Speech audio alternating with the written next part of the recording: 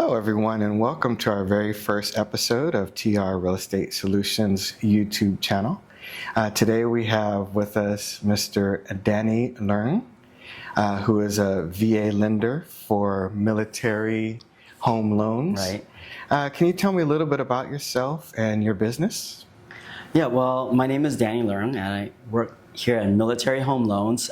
We've been around since 2004. That's 20 years. So we're actually turning 20 next month. Oh, congratulations. Yeah, thank you. Thank you. We were founded by a Navy couple, and at the time, they couldn't really find any lenders that really knew the VA loan. And then I joined the company a few years back. I was in the aerospace industry, and then when the pandemic hit, our company reacted by letting go half the team. Oh, wow. So we were in business jet, and like I tell people, how many people do we know actually fly a business jet or own a business jet? Not many, but when it comes to like how many people actually are interested in buying a home or know somebody who's bought a home, or maybe they've already bought a home, that's pretty much everybody. Right. So I decided, okay, let's get into real estate, change the industry. A little scary, but it's been pretty rewarding. Yeah. And then I had I knew numbers from my engineering background. Right. So, yeah. Perfect. Wow. Well, welcome. Thank you. So tell us a little bit about the business as far as who is eligible for a VA loan. Oh, that's great. Great question. So those who are eligible for the VA loan are going to be anyone who is active duty, if they've served for at least 90 days during wartime. And we've been in wartime since the 90s, since basically the Gulf War. Okay. So if they serve 90 days active duty, they are eligible for the VA loan. If they're a veteran, and they were not dishonorably discharged, so they could be honorably discharged or other than honorable. Let's say they were medically separated, the military broke them or something, Right. They would also be eligible as long as they're not dishonorably discharged. Reservists, if they've served, I believe it's 6 years, like those weekend warriors, there's like a point system, then they are also eligible, and National Guard. So there's a few categories, but the main ones are going to be your veterans and your active duty. Once they've served the requisite amount of time, then they are eligible for the VA loan to use it to purchase a home. Perfect. Thank you. Yes. And what can they buy? Well, they can only buy a home as a primary residence, but that's kind of a broad definition. Okay. So a lot of people think, oh, single family homes, maybe condos. You could use it to buy a manufactured home if it's on owned land and it's not a land lease. And how do you know that is if there's property taxes due. Okay. So if they own the land, basically if they own the land that they fought or defended, they can buy a home. Okay. And they can also buy a multi-unit, so they can buy up to 4 units. They can live in one and rent out the other 3. Oh, wow. So a duplex, triplex, fourplex, they can do that. As long as they have the intent to occupy one of the units, they can use the VA loan for that. Very cool. Yeah. All right. Now the VA guarantees the loan and banks loan the money. Tell us a little bit about that process, please. Okay, so the guarantee is from the government that basically makes it less of a risk for us lenders to lend to a military client. So let's say a military client were to buy a home at, let's say, $800,000. Okay. Here in San Diego. That's probably about like median. And actually, it might be on the low side. Right. But let's just say 800,000 for easy math. Okay. Okay, so 25% of that is 200,000. So let's say the military personnel bought this home, and then one or both of them, like let's say it's a military couple. One or both of them gets a pay cut, loses their job or something, and now they're not able to make the payments. Okay. And they default on the loan. It's not that likely, but it does happen. Things happen, life happens. So as they're in the process of not being able to make those payments, maybe they're not keeping up with the property. They're kind of letting things go. They're not maintaining it. And so then through the course of events, we end up having to foreclose on them because they're not making their monthly payments. And now in the meantime, because they haven't been taking care of the property, it's kind of gone downhill in terms of the upkeep and everything. Okay. And so now we have to sell the property. Maybe we can only get $600,000 for it. So this is where we go to the VA. Hey, how about that 25% guarantee? So they have a guarantee. They guarantee up to 25% in the event of a default. Okay. So we go back to the VA. How about that guarantee? They cut us a check for 25% of $800,000 to $200,000. Combined with the $600,000, we're made whole again. And that's why we're able to offer lower rates due to this guarantee that that the government has. It's the only federally or government guaranteed loan. Wow, that makes a lot of sense. Yeah. So I know some of the properties come with some requirements for it to be eligible for a VA loan. What are the minimum property requirements? So minimum property requirements are typically they're things that are major issues that would prevent any type of loans, really. Okay. But with the VA, they specifically spell that out. And so that's why sometimes the VA loan gets like a bad rap because it's nitpicky, but they just spell it out. I mean, if you had an issue where you were looking to buy a property and you look up and you see the sky, or there's a wall and you could see your neighbor's yard, those types of things, if the roof is there, I mean, it has to work, right? And things like that. Those are going to be issues with other loan types, whether it's conventional or FHA as well. Okay. So the categories are going to be like safe, structurally sound, and sanitary. Okay. So safe, is it safe for a 2-year-old, a 92-year-old? Is it safe for anybody? If you're walking around and your foot goes through the floor, that's not safe. Right. That's also not structurally sound, probably. And then sanitary, this isn't where, it's super clean and mother-in-law is coming over for dinner. You want everything to be perfect. Now, this is just major sanitary issues like mold, mildew, things like that. Okay. As long as those are not there, then we should be able to loan on it. Okay. Yeah. That makes sense. Yep. And does the VA loan eligibility expire? No, it doesn't. It doesn't expire. In fact, we'll say in our seminars, my sales manager, he shares that one of the slides, you may have seen it, where he shows like all the Avengers, and Captain America is one of them. Right. He served in the military, died, and then was brought back to life. Right. It's like, so even death or resurrection doesn't preclude you from getting the VA loan. So it doesn't expire. We'll even do a loan for a 98-year-old veteran, a 30-year loan. Oh, wow. Yep. Very cool. Can a VA loan benefits only be used once? No, it can be used multiple times. Okay. In fact, you can have more than one active VA loan out at a time. So let's say a veteran was in Virginia, was serving in Virginia. Maybe he got PCS, which is permanent change of station, to Virginia several years ago. And he and his family, they were there for a while and decided, okay, we're going to buy a home. They bought a home there for, $250,000.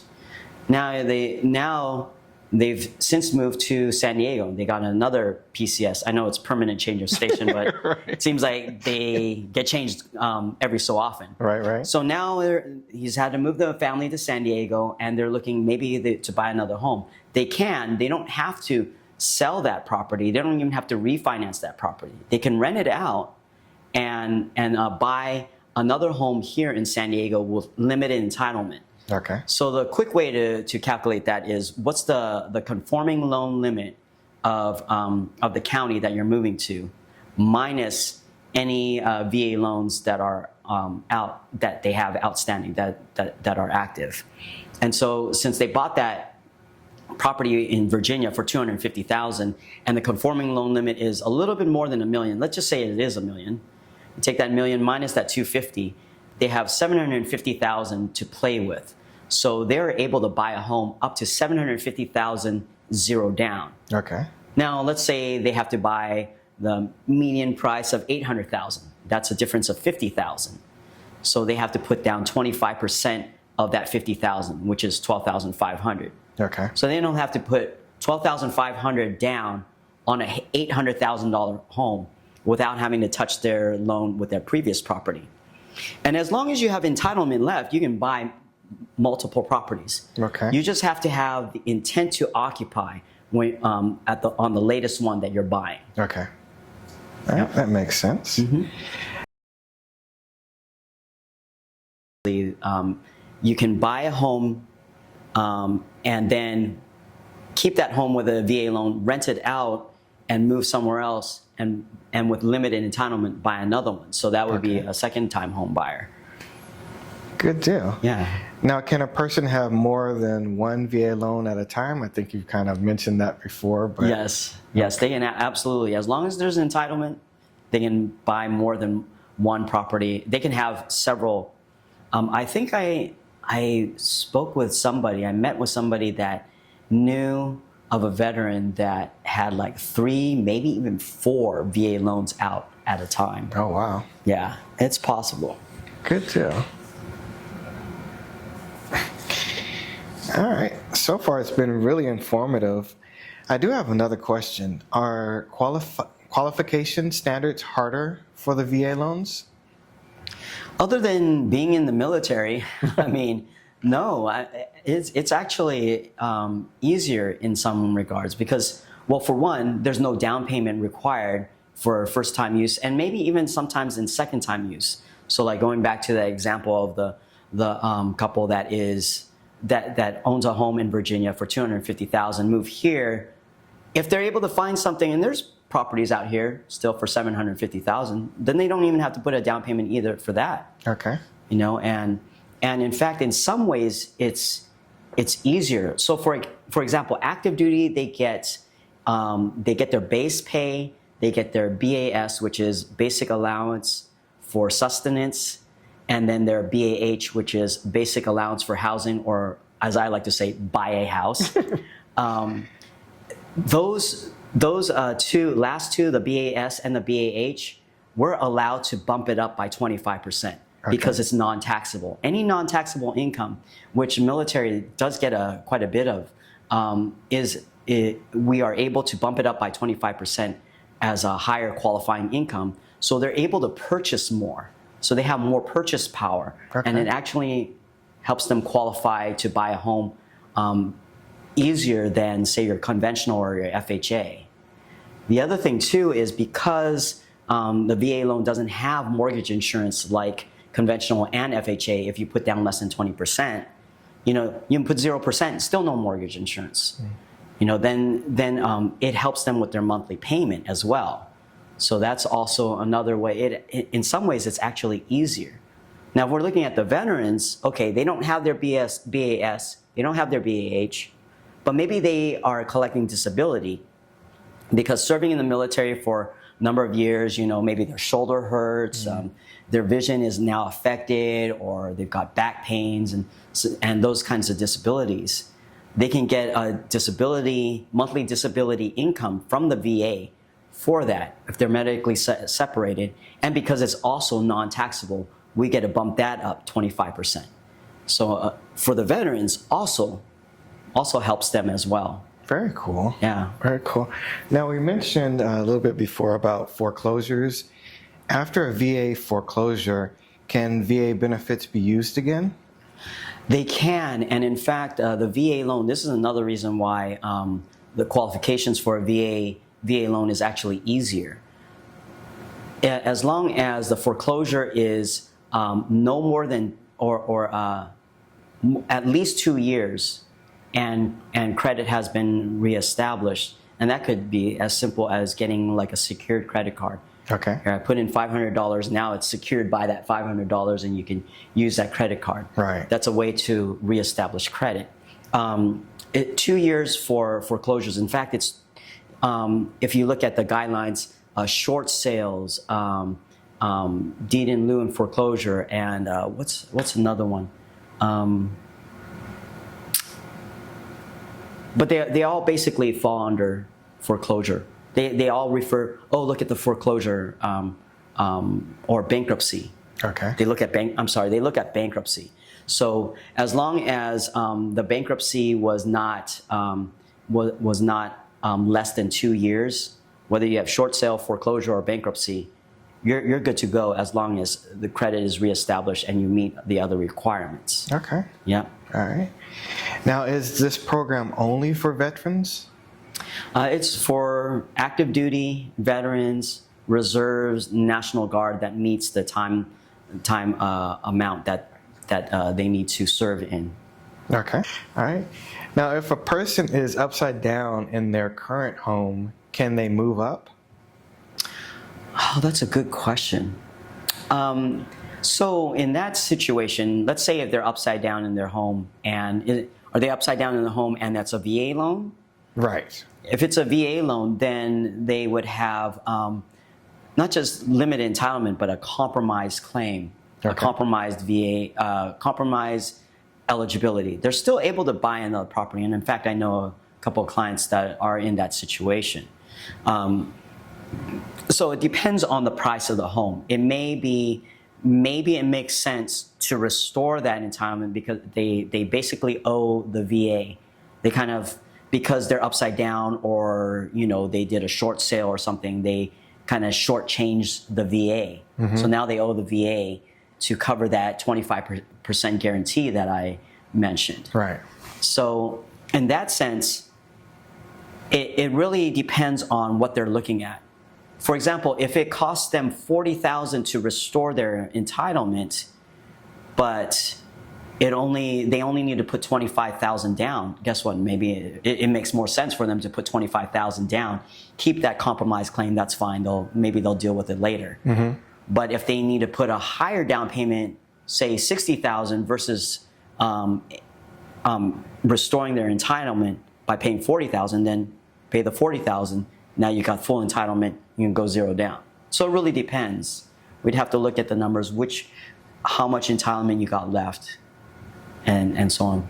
So be best just to contact you, right? Yeah, best to contact me. I can run that calculation, and then I can see, hey, does it make sense to go this route or to go this route? Excellent. Yeah. All right. Now, what is your average closing time frame, and do you guarantee the closing date? Well, you can't really say guarantee. Well, actually, so let me go back to the first part of that question is we average about 21 days. Okay. So some people think that, hey, VA loans take longer. They don't, not for us. We understand the process and we average 21 days. Okay. And then to the next part of that, do we guarantee a close?